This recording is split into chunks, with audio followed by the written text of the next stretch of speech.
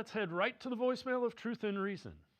I just had a comment about Stefanski and the firing and everything. All these national media guys, they talk about how Stefanski was two-time coach of the year, but I actually never liked Stefanski, okay? His offense been stale and stagnant for years. I feel like after his first year being here, it's like his offense went downhill after that. So I don't care about Stefanski. I hope we get somebody that's aggressive, and I just feel like Stefanski wasn't for the AFC North at all. We need somebody tough that's going to bring that AFC North football back. Thank you for listening to me.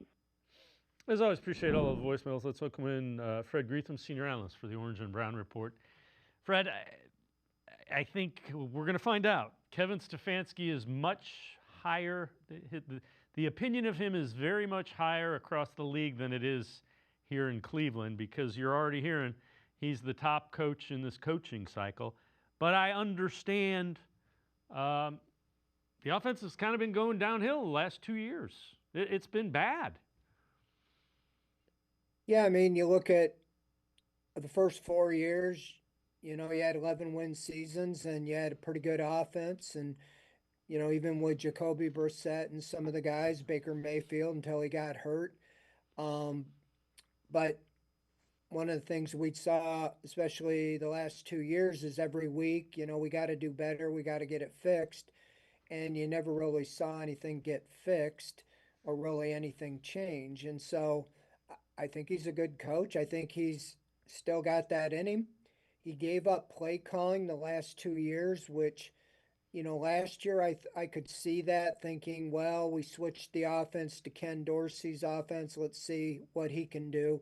But this year it I know they wanted to give Reese a chance, but, this is really what got him the job was his play calling and work on offense and quarterback play and all that. So it really is kind of a head scratcher why.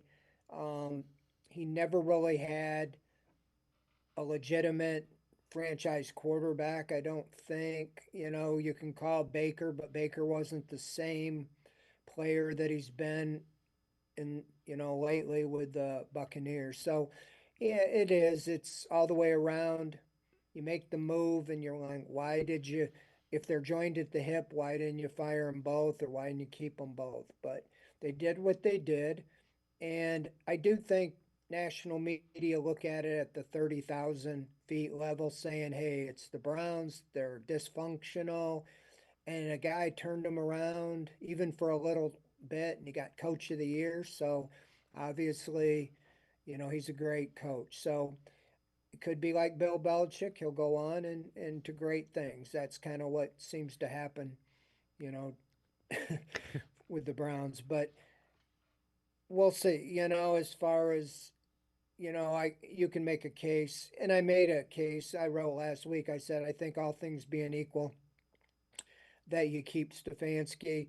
You're heading in a direction with improvement with Sanders. You don't really have a clear-cut answer, and you don't have a chance necessarily to get one of the top two quarterbacks now because you won the last two games. And so, all things being said, go into next season and then see what happens there and then make a move. But they did what they did. And I said, if they were to make a move, you got one. You don't need an exhaustive search. I mean, the best part of this team is the defense. You got Jim Schwartz in the building. He's going to walk if you hire another head coach, in my opinion. Even if you say, hey, we want you to be the defensive coordinator, I don't think that's right. Even with a new head coach to say, hey, this is the guy we want to be on defense.